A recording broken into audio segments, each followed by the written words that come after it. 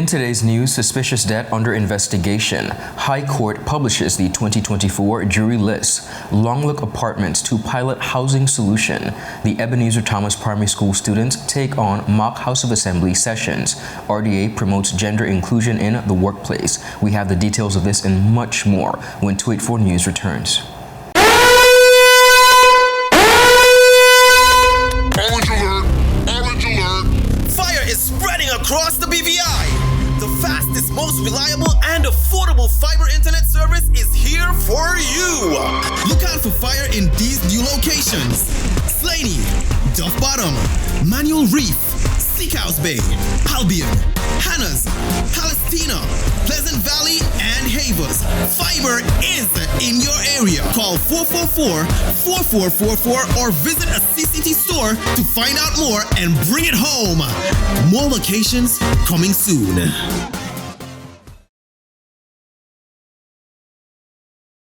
Hello everyone and welcome to this edition of 284 News. It is Wednesday, March 13th, 2024. I'm Ron Grant, bringing you the very latest out of Tortola in the Virgin Islands. A happy Wednesday is wished to each and every one of you. Beginning our newscast on the local scene, the Royal Virgin Islands Police Force has launched an investigation into a suspicious death at Duff's Bottom, Tortola. In a brief statement to the media late Tuesday evening, the Royal Virgin Islands Police Force officers said, and I quote, that officers are currently on the scene gathering evidence and conducting inquiries into the circumstances surrounding the incident. Details regarding the nature of the death and the identity of the deceased individual have not yet been disclosed by authorities. However, unconfirmed reports suggest that the deceased is a prominent local attorney. The Royal Virgin Islands Police Force has affirmed that their inquiries are at a very early stage. In a statement, the law enforcers assured that the public will receive updates regarding the investigation as soon as possible in due course as much more information becomes available. Of course, we here will also continue to keep you posted. Our sincere condolences are extended to the bereaved families. The High Court of the Virgin Islands has published its annual jury list, kicking off the process of revising and finalizing the pool of eligible jurors for 2024.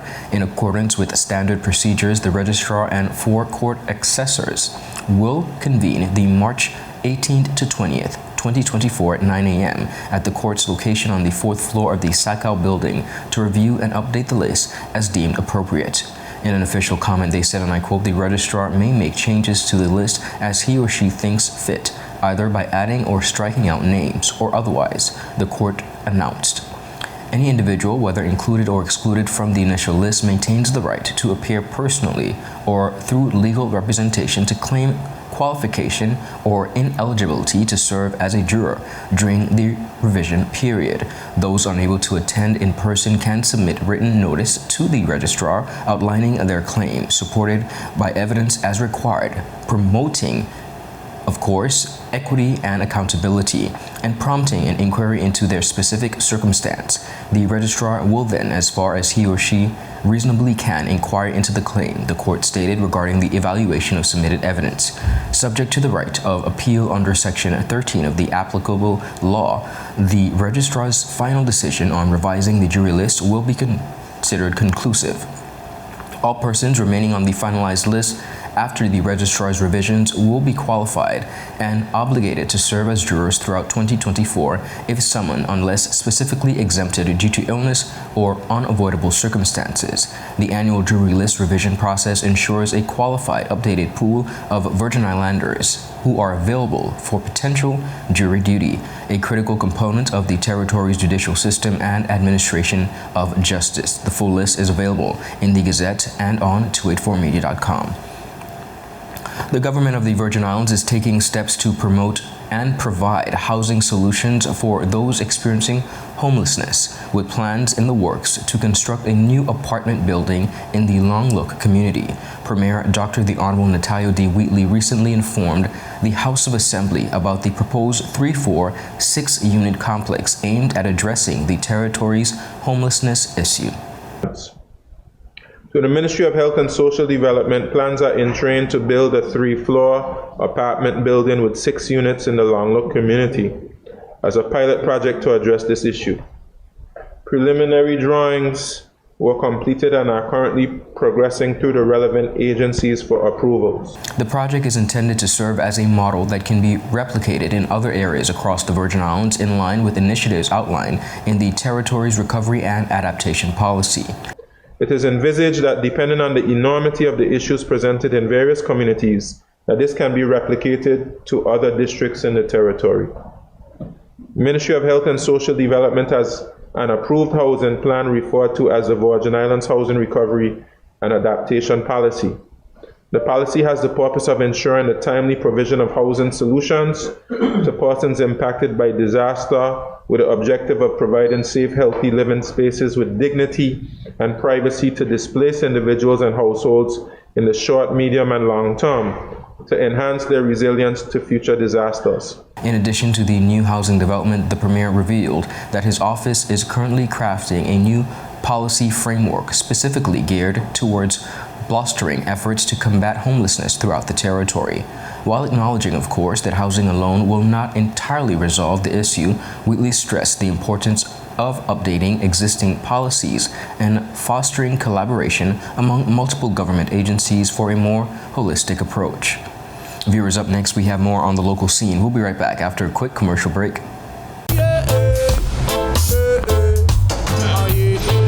Father Jesus, that line you long like church service. Alright, do enjoy the rest of the day. Next customer line, please. Wait, hold on a second. Yes, Sonny boy, come, yes, Good son. morning. Good morning, Sonny boy. Hold on there. You must have cut front of people. It's okay, I'll take care of it. What? No man forget you. How may I assist you?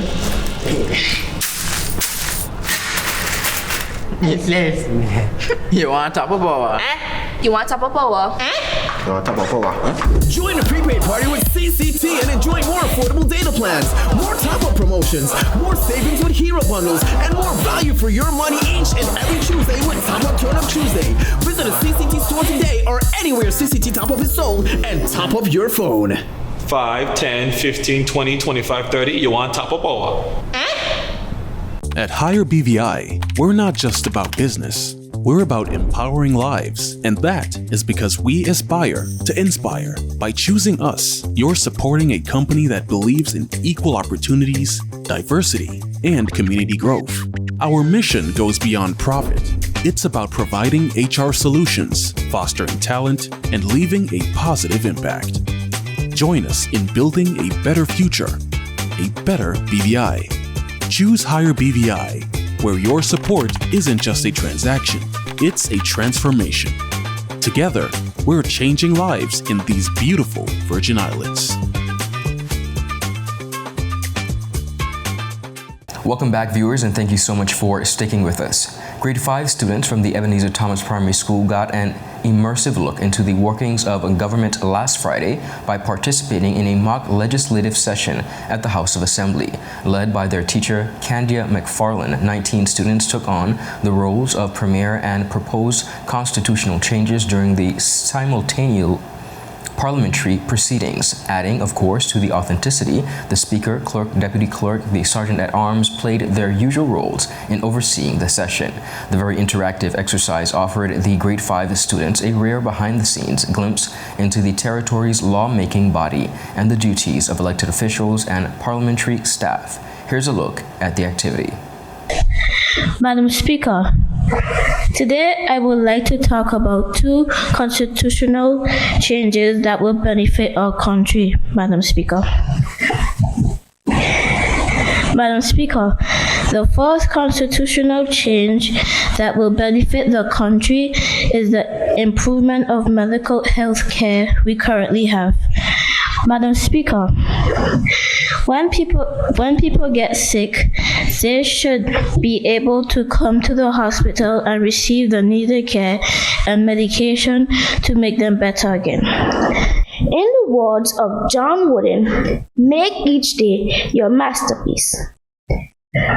Today, let's create a masterpiece of progress. Our first change focused on family value. Recently, we saw the Honorable Minister of Education recognized all past principals of the Willard Weekly Primary School to represent our community. Today, I bring forth 2 constitutional changes that will pave the way towards a brighter future for our beloved country. Before I start, Madam Speaker, please allow me to share my favorite quote. Be the change that you wish to see in the world. The Open Government Meetings Act is the first proposal I present. This law will enable citizens or tourists, citizens to attend or observe government meetings every 2 months. Through this law, we can make better decisions as a nation and empower our community to participate in the decision-making process. I stand before you today as the Honorable Warden Charles, Premier of this beautiful island. As we chart our course into the future, let us remember the words of Nelson Mandela. There can be no keener revelation of a society's soul than how it treats its children. My first constitutional change will be that currently our Constitution grants voting rights to those 18 and older. My quote for today is, difficult roads lead to beautiful destinations.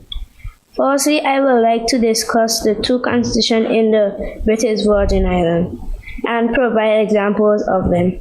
The first constitutional change in emergency response. Madam Speaker, I have a question to ask. Why do emergency services sometimes arrive late during accidents or act crimes? Today, I am here to discuss 2 constitutional changes that significantly impact our country's future: health service and roadworks. Madam Speaker, I would like to start by sharing a well-known proverb: health is not valued until sickness comes. This unfortunate reality is evident in the poor healthcare service at the Dr. D. Orlando Smith Hospital in Roadtown. We need to demand better health service and care for our people. It is unacceptable that surgeries are postponed or transferred to the Bougainvillea Clinic due to lack of space and equipment. I am here to present 2 constitutional changes that are critical for the future of our country, along with our respective budget. Madam Speaker, our late Chief Minister, Honorable H. Baptista, once said, where there is no vision, the people shall perish. We lack a sense of vision for the BVI, in my humble opinion, Madam Speaker. As a young citizen of the Virgin Islands, I am determined to share my vision with you. I have been tasked with proposing 2 constitutional changes that will benefit the Virgin Islands. Before I get into that, I would like to share an inspiring quote that has kept me motivated throughout this journey. Good things come to those who wait. My first proposal is residential cleanliness. I propose a school meal program that provides primary and secondary education students with accessible hot and nutritious meals for breakfast and lunch. This program is a crucial step towards addressing the rising cost of living and the inability of many families to meet their everyday needs. We can create a healthier and a more prosperous society by ensuring that our children have access to the nutrition they need to thrive. As a staunch supporter of the governor's pursuit of the reforms, I believe these changes are essential for the prosperity and well-being of our people. Madam Speaker, before I begin, I wish to share one of my favorite humor. Was Dr. Seuss a doctor? Madam Speaker, firstly, I propose an increase in the age of sexual consent to 18. The heart of the Virgin Islands will beat to the rhythm of tradition as the BVI Heritage Dancers announces their 45th anniversary celebration. The special concert titled Preservation and Innovation will take place on March 17th at the Eileen L. Parsons Auditorium. Long-standing member Mr. Tumulja Hughes recently spoke to me about the upcoming concert and the special place that the Heritage Dancers has on BVI culture. Well, I started in 2004. I was in first form, so naturally I started with the junior heritage dancers. Okay. And then we saw the natural progression through the senior heritage dancers. And the group of people that have been a part of, I'll speak to the junior first, we have all grown up together, literally, for the most part. Most members have been a part of the group for some 20 years. And to be a part of the cultural fabric of the Virgin Islands, to me, is something to be proud of. Mm-hmm. I am honored to be a culture bearer, quote unquote, to carry on the legacy of the Virgin Islands through dance. And that's something that I think most of us, if I can speak for the group, we are all proud to be a part of. Wonderful. The landmark event will feature vibrant choreography, traditional music, and a celebration of cultural legacy passionately preserved by the BVI heritage dancers for 4.5 decades. Hughes shared details about the event. We have the 45th anniversary concert at the H. Leverty Stout Community College's Eileen L. Parsons Auditorium on the 17th of March. That is Sunday after next. And we are excited to put on such a show. The theme for the show is innovation and preservation. And it speaks to, I guess, the changing of the guards. Mm-hmm. If you can see the preserving the culture and what I think the older generation would have known, and sort of infusing the newer elements to appeal to a younger audience, to a fresher audience. And I think it's going to be exciting. We're all excited to put on such a show. Wonderful. So tell us about the cost, of course, and tell us about the time. It starts at 7:30 p.m. at the Eileen L. Parsons Auditorium. As I said before, tickets are $20 for adults and $10 for children 4 to 16. In order to preserve Virgin Islands culture, Hughes said it is important to introduce cultural forms at a young age. When I think back on my journey, had I not started in 2004 as a first form student, mm-hmm. joining the junior heritage dancers, I probably wouldn't have been exposed to it as much. The thought would have been there, but I think jumping right into it at such a young age and being exposed to that form of culture, it speaks volume. And I think if we were to all find our own niches, be it tart making, storytelling, craft making, whatever your niche is, and it speaks to, start at a young age. Understood. And I think if we were to take that approach, the culture of the Virgin Islands would be able to live on. The BVI Heritage Dancers was established on March 17th, 1979 by Eileen Parsons, OBE, who had a vision to form a group that would not only preserve the traditional dances of the British Virgin Islands, but also share them with the world. Little did she know that her dream would grow into not only a functioning folklore dance group in the entire island and one of the most respected cultural ambassadors within the Caribbean. Over the years, the heritage dancers gained recognition beyond the shores of the BVI and have performed at various festivals and cultural events across the United States, Europe, and the Caribbean. For the full interview, visit all Tweet4 media platforms. In a recent interview with myself, Ms. Kenesha Forbes, and Solange T. Cooper of the RDA, in observance of International Women's Day, both ladies spoke about some of the highs and lows of being in a male-dominated field. These women in construction spoke about the importance of inclusion, for which the RDA promotes. Both shared and spoke on some of the challenges they have come across and how they've been able to overcome such challenges. Challenges are faced. These include, we have sexism, mm-hmm. misogyny, just a complete dismissal of my inputs at times. Okay.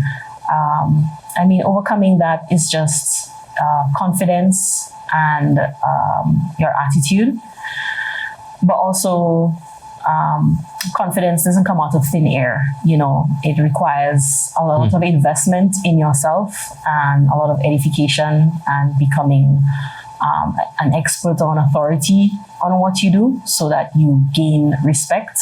You cannot gather or garner respect without knowing and being good at what you do. Understood. First and foremost. And I agree. Yeah.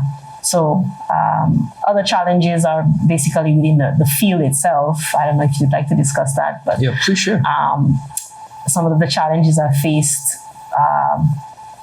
basically I've overcome them by just maintaining what I call my form and not panicking, and just working the problem. A lot of the times you encounter unforeseens in construction. It's typical.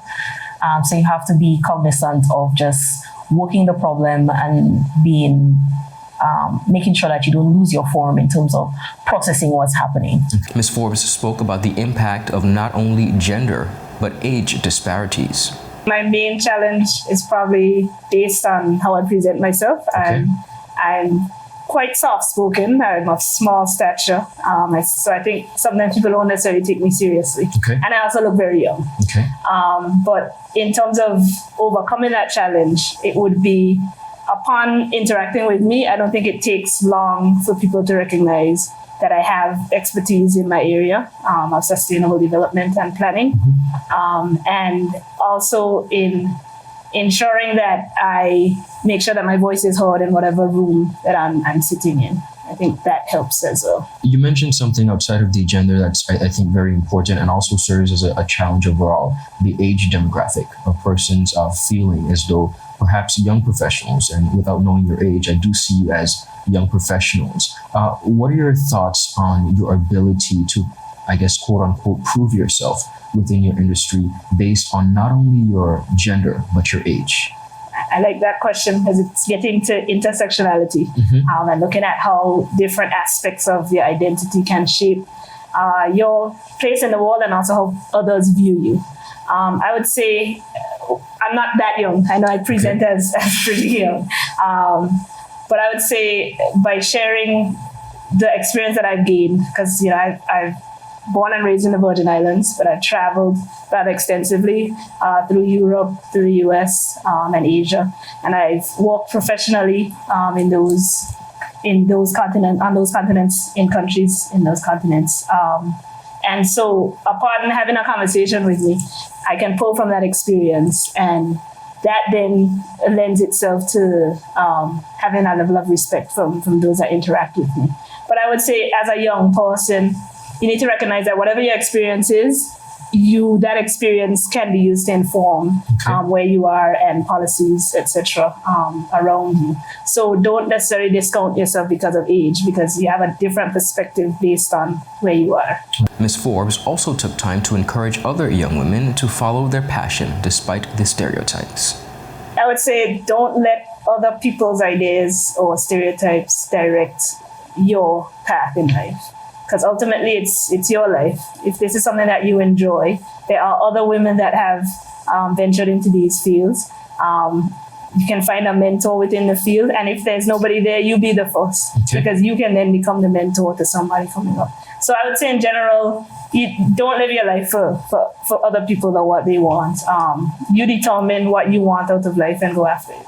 For the full interview, visit all 284 media platforms. Viewers, up next, we have more on the local scene. We'll be right back after a quick commercial break.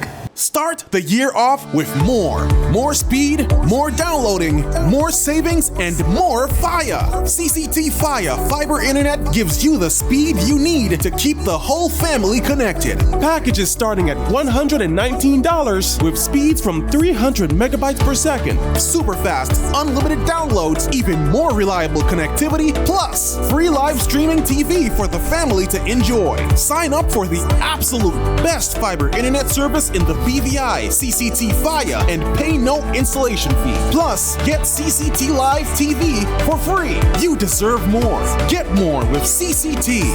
Life Unlimited.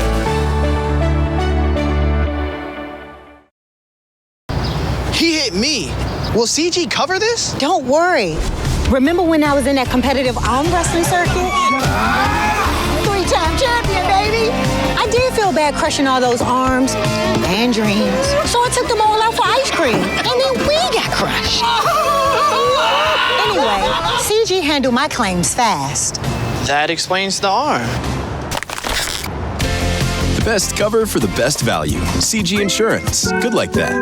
Welcome back, viewers, and thank you so much for sticking with us. Continuing on, Haiti's Prime Minister Ariel Henry formally announced his resignation on Tuesday. The decision comes in the wake of a pivotal meeting among Caribbean community leaders in Jamaica, where a deal was brokered to facilitate a peaceful transition of power in Haiti. Ariel Henry, who is in Puerto Rico after being barred from returning to his country, conveyed his resignation via a video recording asserting, and I quote, "The government that I'm running cannot remain insensitive in front of this situation. There is no sacrifice that is too big for our country," end quote. He further stated, and I quote, "The government I am running will remove itself immediately after the installation of the council," end quote. The process of transition is set to include the establishment of a new presidential council whose members will be selected through consensus among various sectors of Haitian society. This council will oversee the administration of current affairs until the appointment of a new prime minister and government. The resignation of Prime Minister Henry was first disclosed by Dr. Irfan Ali, the president of Guyana and CARICOM chairman, during the closing remarks following the Jamaica meeting. Noteworthy attendees included officials from the United States, France, Canada,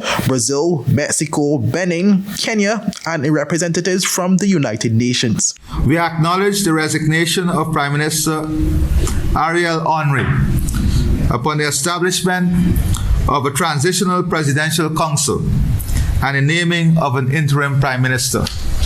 I want to pause and thank Prime Minister Henry for his service to Haiti, his service to the Haitian people, and for his personal commitment for the furtherance of the development of Haiti and the advancement of the people of Haiti. Dr. Ali elaborated on the terms of the agreement, indicating that Henry's resignation would pave a way for a transitional governance arrangement. This arrangement, he said, includes an action plan focusing on security and lays out the path for organizing a free and fair election in Haiti. We are pleased to announce the commitment to a transitional governance arrangement which paves the way for a peaceful transition of power, continuity of governance, an action plan for near-term security, and the road to free and fair elections.